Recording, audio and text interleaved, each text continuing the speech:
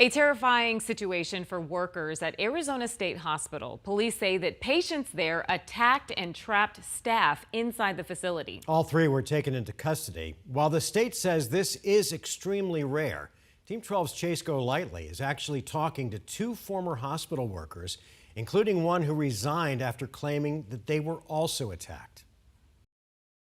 The Department of Health Services say those three workers received minor injuries.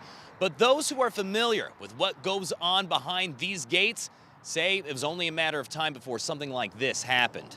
In one of the units at Arizona State Hospital, officials say three patients locked themselves in a room with three workers, assaulting them. Phoenix police arrived to the hospital near 24th and Van Buren Streets just before 9 in the morning on Monday, saying those patients were all men with mental illness. The State Department of Health Services says the suspects started breaking medical equipment and threatened to use them as weapons against staff. All three were taken into custody. We are told the staff receiving minor injuries. While the state says this is not common at all and there are procedures in place for when this happens, a former worker says she has seen the violence firsthand. This has been a long time coming.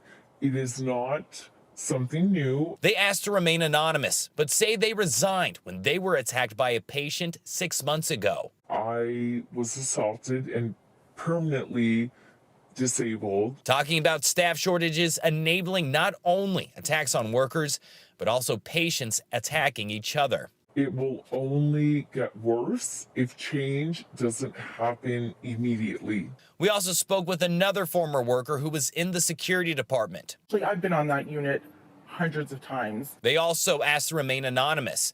What surprised them the most was that police had to be called out in the first place.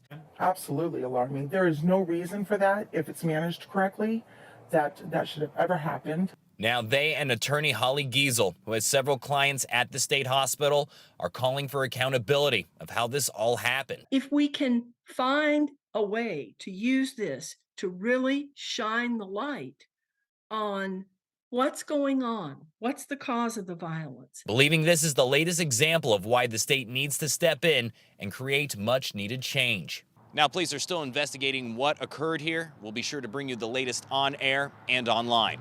We're in Phoenix. Chase Golightly, 12 News. Chase, thanks.